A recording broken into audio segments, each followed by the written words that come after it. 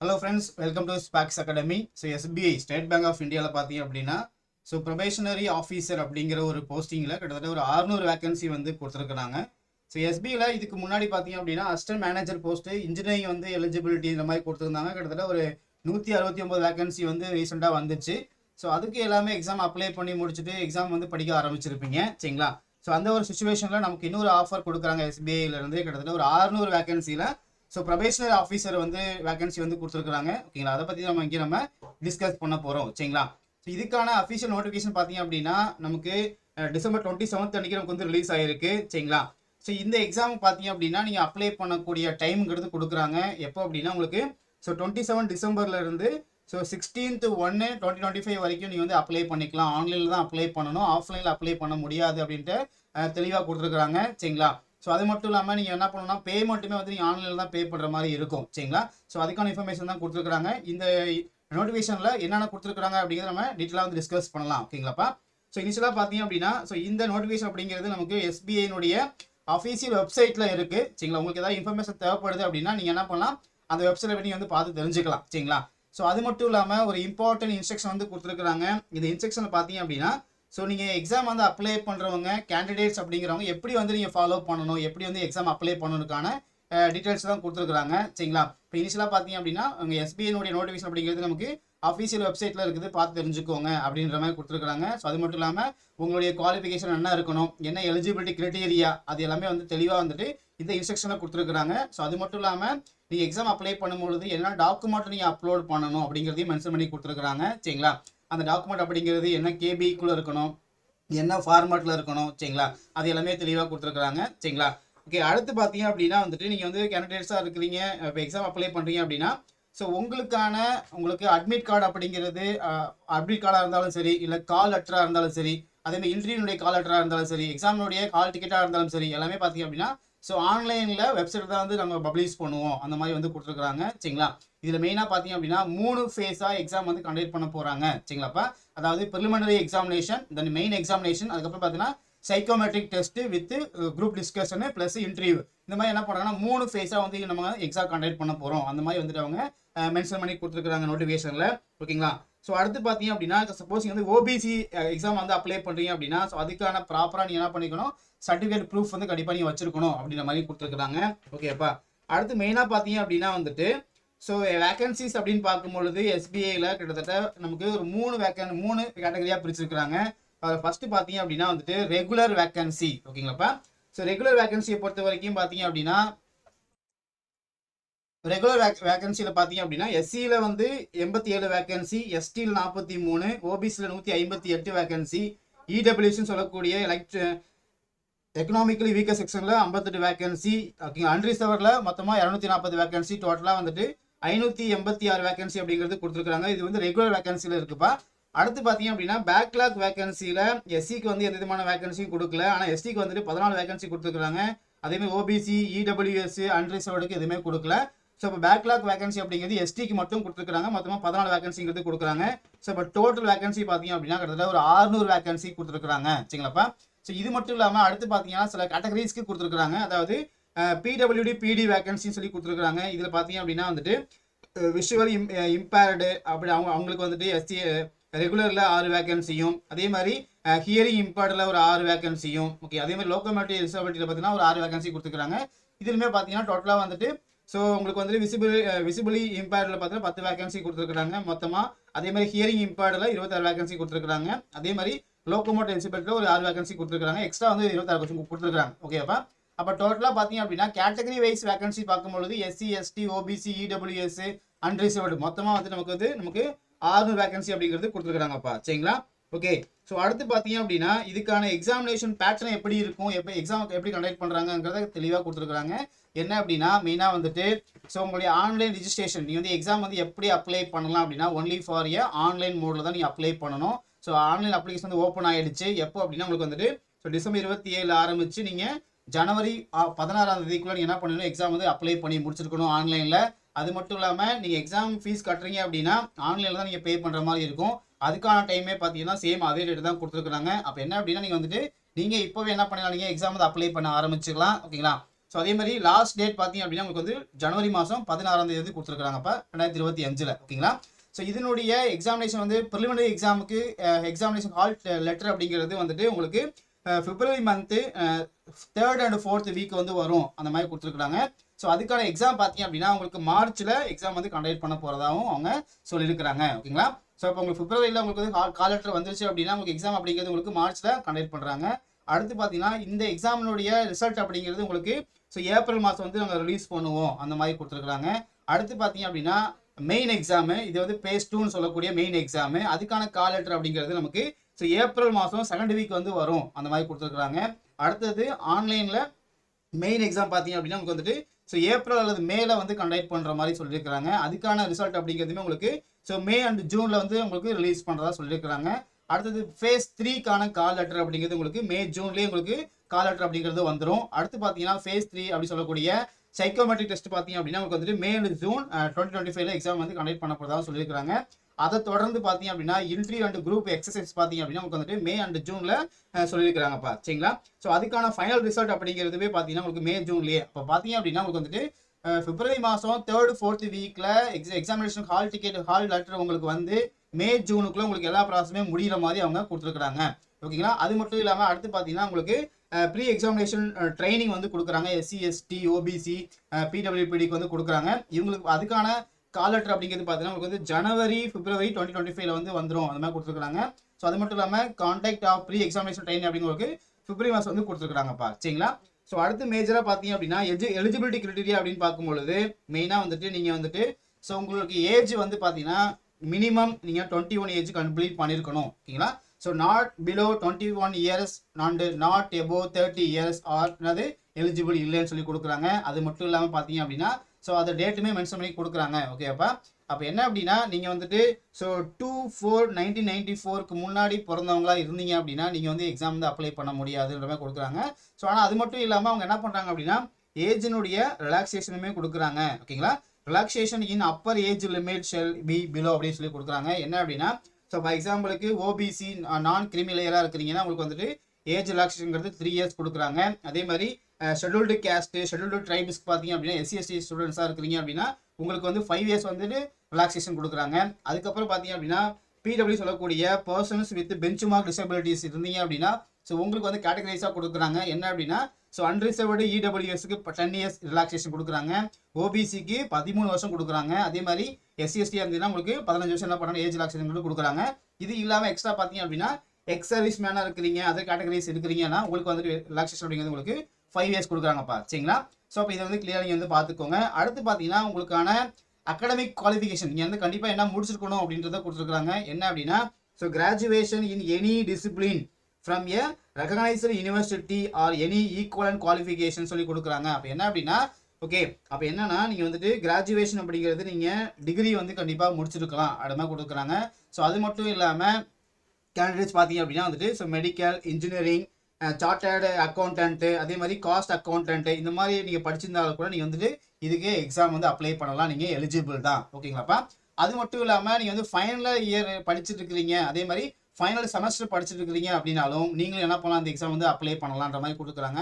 So அதே மாதிரி பார்த்தீங்கன்னா இந்த எக்ஸாம் நீங்கள் அப்ளை பண்ணுறதுக்கான மினிமம் குவாலிஃபிகேஷன்ங்கிறது கொடுக்குறாங்க. என்ன அப்படின்னா வந்துட்டு நீங்கள் CGPA வாங்கியிருப்பீங்க இல்லையா அதை நீங்கள் என்ன பண்ணணும் பர்சன்டேஜாக வந்து கால்குலேட் பண்ணி நீங்கள் வந்து அப்லோட் பண்ணுற மாதிரி இருக்கும் அந்த மாதிரி கொடுத்துருக்குறாங்க. சரிங்களா. ஃபார் எக்ஸாம்பிளுக்கு நீங்கள் உங்களுடைய பர்சன்டேஜ் அப்படிங்கிறது 59.99 வருதுன்னு வச்சுக்கோங்களேன். அது வந்து என்ன கன்சிடர் பண்ணிக்குவாங்க என்னது லெஸ் தென் 60% தான் கன்சிடர் பண்ணிக்குவாங்க அப்படின்னு சொல்லி கொடுக்குறாங்க. அதே மாதிரி நீங்கள் வந்துட்டு CGPA கால்குலேட் பண்ணுறீங்க பர்சன்டேஜ் கால்குலேட் பண்ணுறீங்க உங்களுக்கு பர்சன்டேஜ் அப்படிங்கிறது 54.99 வருது அப்படின்னா அது என்ன பண்ண சொல்கிறாங்க இஸ் லெஸ் தென் தி 55 தான் எடுத்துக்கணும் அந்த மாதிரி கொடுக்குறாங்கப்பா. சரிங்களா. ஸோ இது மட்டும் இல்லாமல் reservation for persons with bench mark டிசபிலிட்டிக்கு சில கேட்டகரிஸ் கொடுத்துருக்குறாங்க. அதையும் என்ன பண்ணுங்க நீங்கள் வந்து கிளியராக வந்து பார்த்துக்கோங்க. ஓகேங்களா. ஸோ அடுத்து பார்த்தீங்க அப்படின்னா வந்துட்டு மெயினாக கேட்டகரிஸாக வந்து பார்த்தீங்கன்னா வந்து உங்களுக்கு வந்து எக்ஸாமினேஷன் சென்டர் அப்படிங்கிறது ஆல் ஓவர் இந்தியா ஃபுல்லாக நடக்க போகிறதா சொல்லியிருக்கிறாங்க. ஓகேப்பா. ஸோ இப்போ ஆல் ஓவர் இந்தியா ஃபுல்லாக உங்களுக்கு phase 1 phase 2 phase 3 நடக்கும். ஓகேங்களா. அதுக்கான உங்களுக்கு என்னது எக்ஸாம் சென்டர்ங்கிறது கொடுத்துருக்காங்க. அது என்ன அப்படிங்கிறத நம்ம மெயினாக பார்த்துக்கலாம். சரிங்களாப்பா. ஸோ செலெக்ஷன் ப்ராசஸ் எப்படி இருக்கும் அப்படிங்கிறத மெயினாக பார்த்துக்கலாம். ஏன்னா நிறைய பேர் வந்து நம்ம எதிர்பார்க்கறது இதுதான் எக்ஸாம் எப்படி இருக்கும், எப்படி வந்து செலக்ட் பண்ணுவாங்க, அதுதான் மெயினாக எதிர்பார்ப்போம் நம்ம. இதில் மெயினாக பார்த்தீங்கன்னா நமக்கு 3 கேட்டகரியா 3 ஃபேஸாக வந்து கண்டக்ட் பண்ணுறாங்க. ஃபர்ஸ்ட் பார்த்தீங்க அப்படின்னா ப்ரிலிமினரி எக்ஸாமினேஷன் ஃபேஸ் 1 சொல்லக்கூடியது, அடுத்தது மெயின் எக்ஸாமினேஷன் வந்து ஃபேஸ் 2 சொல்லக்கூடியது, அடுத்து பார்த்தீங்க அப்படின்னா வந்துட்டு ஃபேஸ் 3 அப்படிங்கிறது பார்த்தீங்கன்னா selection criteria for selection phase 3 வந்து கொடுக்குறாங்க. ஓகேங்களா. இப்போ ஃபேஸ் 1 பார்த்தீங்கன்னா ப்ரிலிமினரி எக்ஸாமினேஷன் அப்படிங்கிறது மெயினாக என்ன பண்ணுறாங்க, 100 மார்க்குக்கு அப்ஜெக்டிவ் டைப்பில் ஆன்லைனில் டெஸ்ட் கண்டக்ட் பண்ணுறாங்க. ஓகேப்பா, நல்லா கவனிச்சுக்கோங்க. உங்களுக்கு டெஸ்ட்டுங்கிறது உங்களுக்கு சிபிடி ஆன்லைனில் தான் கண்டக்ட் பண்ண போகிறாங்க.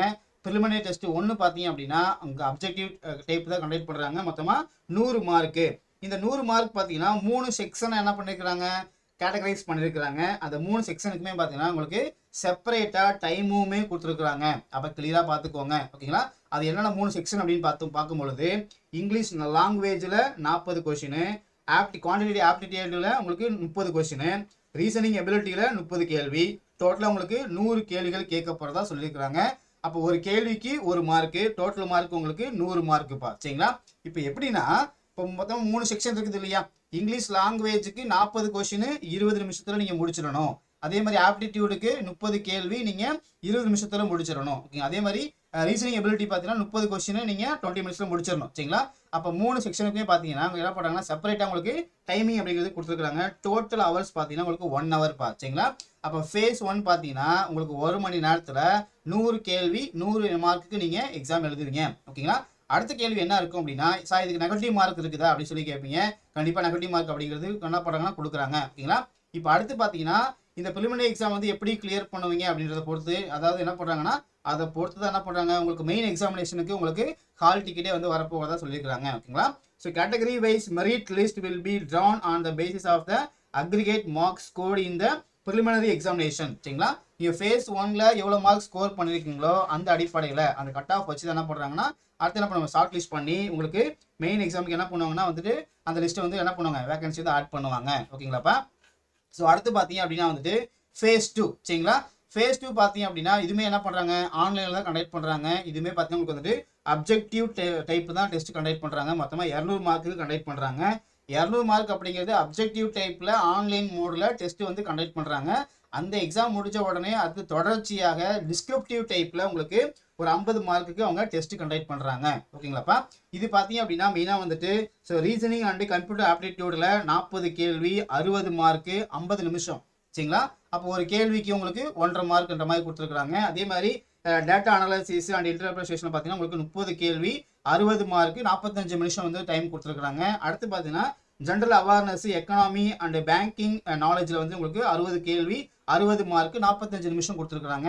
அதே மாதிரி அடுத்து பார்த்தீங்கன்னா உங்களுக்கு வந்துட்டு ஸோ இங்கிலீஷ் லாங்குவேஜில் 40 கேள்வி 20 மார்க்கு 40 நிமிஷம் கொடுத்துருக்காங்க.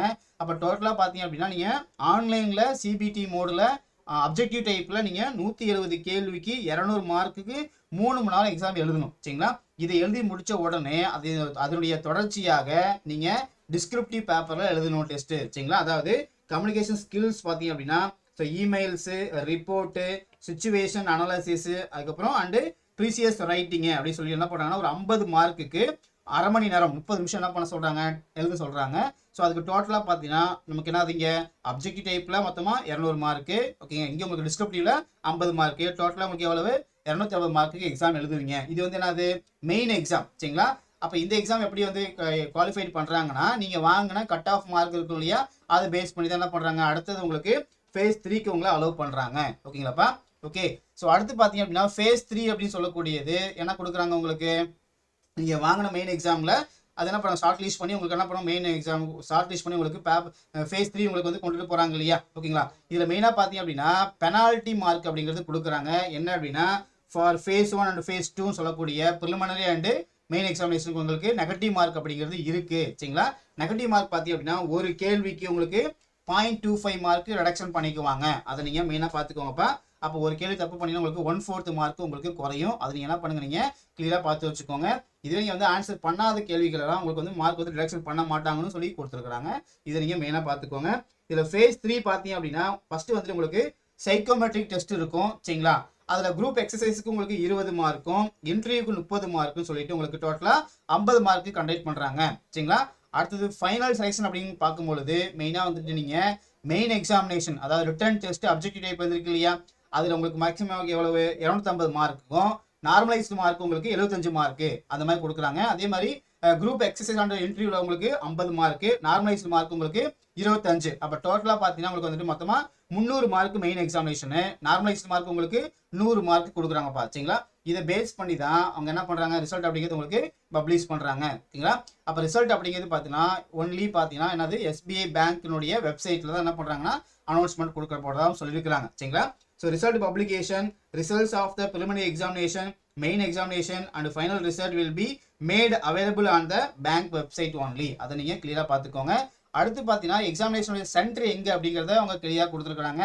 என்ன அப்படின்னா நம்ம ஆல் ஓவர் இந்தியா ஃபுல்லாக வேரியஸ் சிட்டிஸ், வேரியஸ் உங்களுக்கு பிளேஸில் வந்து கண்டக்ட் பண்ண போகிறதாவும் அவங்க வந்து கொடுத்துருக்குறாங்க. அதை நீங்கள் கிளியராக பார்த்துக்கோங்க. ஓகேங்களாப்பா.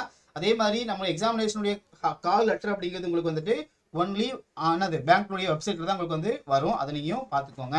ஓகேப்பா. ஸோ அடுத்து பார்த்தீங்க அப்படின்னா ஸோ ஜாயினிங் ட்ரைனிங் வந்து எப்படி இருக்குன்ற மாதிரி கொடுத்துருக்குறாங்க. அதுக்கப்புறம் வந்துட்டு எக்ஸாமினேஷன் ஃபீஸ், இது ரொம்ப முக்கியமான ஒன்று. என்ன அப்படின்னா so application fees and intimation charge அப்படிங்கிறது கொடுக்குறாங்க. ப்ராக்கெட்லேயே கிளியராக கொடுத்துருக்காங்க. It is a not refundable one அப்படின்னு கொடுத்துட்டாங்க. சரிங்களா. எக்ஸாமினேஷனுடைய அப்ளிகேஷன் ஃபீஸ் அப்படிங்கிறது உங்களுக்கு மொத்தமாக 750 ரூபா நீங்கள் வந்து கட்டணும். சரிங்களா. அன்ரிசர்வ்டாக இருந்தாலும் சரி, இடபிள்யூஎஸ், ஓபிசி கேண்டிடேட்ஸ் எல்லாமே என்ன பண்ணுவீங்க அமௌண்ட் வந்து பே பண்ணுற மாதிரி இருக்கும். அதர்வைஸ் நீங்கள் வந்துட்டு எஸ்சி எஸ்டியாக இருக்கிறீங்க, பிடபிள்யூபிடி கேண்டிடேட்ஸாக இருக்கிறீங்க அப்படின்னா உங்களுக்கு வந்துட்டு அமௌண்ட் கிடையாது. இதை நீங்கள் கிளியராக பார்த்து வச்சுக்கோங்கப்பா. முக்கியமான ஒரு பாயிண்ட்டு. சரிங்களா. ஒன்ஸ் நீங்கள் எக்ஸாம் அப்ளை பண்ணும்பொழுது ஃபீஸ் நீங்கள் வந்து கட்டி முடிச்சிட்டீங்க அப்படின்னா அந்த அமௌண்ட் உங்களுக்கு ரீஃபண்ட் ஆகாதுங்கிறதையும் அவங்க கிளியராக கொடுத்துட்டாங்க. ஓகேப்பா. அதே மாதிரி நம்பர் ஆஃப் சான்சஸ் கொடுத்துருக்குறாங்க. நம்பர் ஆஃப் சான்சஸ் பார்த்தீங்க அப்படின்னா உங்களுக்கு வந்துட்டு maximum permissible number of chances அப்படிங்கிறது அன்ரிசர்வ்டு இடபிள்யூஎஸ்க்கு வந்துட்டு 4 டைம்ஸ் வந்து கொடுத்துருக்குறாங்க. அதே மாதிரி அன்ரிசர்வ்டு இடபிள்யூஎஸ், ஓபிசிக்கு எல்லாமே உங்களுக்கு வந்துட்டு 7 டைம்ஸ் கொடுத்துருக்குறாங்க. அதே மாதிரி எஸ்சிஎஸ்டிக்கு வந்து பார்த்தீங்க அப்படின்னா உங்களுக்கு வந்துட்டு அது நோ ரெஸ்ட்ரிக்ஷன் சொல்லி கொடுத்துருக்குறாங்க. ஓகேப்பா. இப்போ எக்ஸாம் பார்த்தீங்க அப்படின்னா ஒன்லி நீங்கள் என்ன பண்ணணும், ஆன்லைன் மட்டும் தான் அப்ளை பண்ணுவீங்க. எக்ஸாம் டைம் டேட் அப்படிங்கிறது உங்களுக்கு என்னது, அதாவது அப்ளிகேஷன் ஃபீ டேட்டுங்கிறது பார்த்தா உங்களுக்கு என்ன பண்ணுறாங்க, டிசம்பர் 27 உங்களுக்கு ஜனவரி 16 வரைக்கும் வந்து கொடுத்துருக்குறாங்க. என்ன பண்ணுங்க, நீங்கள் இந்த வெப்சைட் இருக்குது இல்லையா, அதை போய் நீங்கள் என்ன பண்ணுங்க பார்த்து நீங்கள் எக்ஸாம் வந்து அப்ளை பண்ணுறவங்க அப்ளை பண்ணிக்கோங்க. ஓகேப்பா. ஸோ அடுத்து பார்த்தீங்க அப்படின்னா வந்துட்டு ஸோ எக்ஸாமினேஷனுடைய சென்டருங்கிறது என்ன பண்ணுறாங்கன்னா கொடுக்குறாங்க. மெயினாக பார்த்தீங்கன்னா ஸோ அந்தமான் நிக்கோபாரில் எக்ஸாம் கண்டக்ட் பண்ணுறாங்க. ஆந்திர பிரதேஷ், அருணாச்சல் பிரதேஷ், அஸ்ஸாம், பீகார், சண்டிகர், சத்தீஸ்கர், கோவா, குஜராத், ஹரியானா, ஹிமாச்சல் பிரதேஷ். ஓகேங்களா. அப்போது வேரியஸ் ஸ்டேட்டில் வேரியஸ் டிஸ்ட்ரிக்ட் பிளேஸில் வந்து கண்டக்ட் பண்ணுறாங்க. நம்ம தமிழ்நாட்டில் பார்த்தீங்க அப்படின்னா ஸோ தமிழ்நாட்டில் வந்துட்டு ஸோ சென்னை, கோயம்புத்தூர், ஈரோடு, மதுரை, நாகர்கோவில், சேலம், தஞ்சாவூர், திருச்சிராப்பள்ளி, திருநெல்வேலி, வெள்ளூர், தென் விருதுநகர். சரிங்களா. இது எல்லாமே பார்த்தீங்க அப்படின்னா உங்களுக்கு ப்ரிலிமினரி எக்ஸாம் கண்டக்ட் பண்ணக்கூடிய எக்ஸாமினேஷன் சென்டர். சரிங்களா. சப்போஸ் இந்த எக்ஸாம் கிளியர் பண்ணி நீங்கள் மெயின் எக்ஸாமுக்கு போறீங்க அப்படின்னா உங்களுக்கு சென்டர் எங்கே இருக்கும் அப்படின்னா ஸோ சென்னை, மதுரை, திருநெல்வேலி, இது 3 மட்டும் தான் கொடுத்துருக்குறாங்க. ஓகேப்பா. இது நீங்கள் கிளியர் பண்ணிட்டீங்க அப்படின்னா உங்களுக்கு வந்துட்டு குரூப் டிஸ்கஷன் எங்கே இருக்கும், இன்டர்வியூ எங்கே இருக்குங்கிறத என்ன பண்ணுவாங்க, அவங்க வெப்சைட்டில் அவங்க பப்ளிஷ் பண்ணுவாங்க. ஓகேப்பா. ஓகேங்களா. ஸோ இதை இந்த வாய்ப்பு நல்லா பயன்படுத்திக்கோங்க. ஓகேங்களா. ஸோ எஸ்பிஐயில் கிட்டத்தட்ட நமக்கு இப்போ என்னது ஸோ உங்களுக்கு 600 வேகன்சிங்கிறது it is a huge vacancy. Okay, அதிகமான ஒரு வேகன்சி வந்திருக்கு. Probationary officer. ஓகேங்களா. இதுக்கு முன்னாடி பார்த்தீங்க அப்படின்னா ஸோ அசிஸ்டன்ட் மேனேஜர் போஸ்ட் வந்து கிட்டத்தட்ட ஒரு 169 வேகன்சி வந்து ஆல்ரெடி விட்டுருந்தாங்க. அதையும் என்ன பண்ணுங்க பார்த்து அப்ளை பண்ணி எக்ஸாம் வந்து எழுதுங்க. இந்த வாய்ப்பை நல்லா பயன்படுத்திக்கோங்க. ஓகேங்களா. ஸோ நம்ம ஸ்பார்க் அகாடமியில் பார்த்தீங்க அப்படின்னா இந்த எக்ஸாமினேஷனுக்கு நம்ம ஆப்டிடியூட் ரீசனிங் நம்ம வந்து ஸ்டார்ட் பண்ணுறோம். சரிங்களா. ஸோ நீங்கள் வந்து இதில் நம்ம அகாடமியில் வந்து ஜாயின் பண்ணுறீங்க, உங்கள் இன்ஃபர்மேஷன் ஏதாவது தேவைப்படுதுன்னு நம்ம அகாடமி வந்து கான்டெக்ட் பண்ணுங்கள். ஸோ இந்த வாய்ப்பு நல்லா பயன்படுத்திக்கோங்க. சரிங்களா. எக்ஸாம் நல்லா ப்ரிப்பேர் பண்ணுங்கள். ஸோ எக்ஸாம் நல்லா கிளியர் பண்ணுங்கள். ஓகேங்களா. Wish you all the best. Thank you very much to all attend the session. Okay, thank you very much.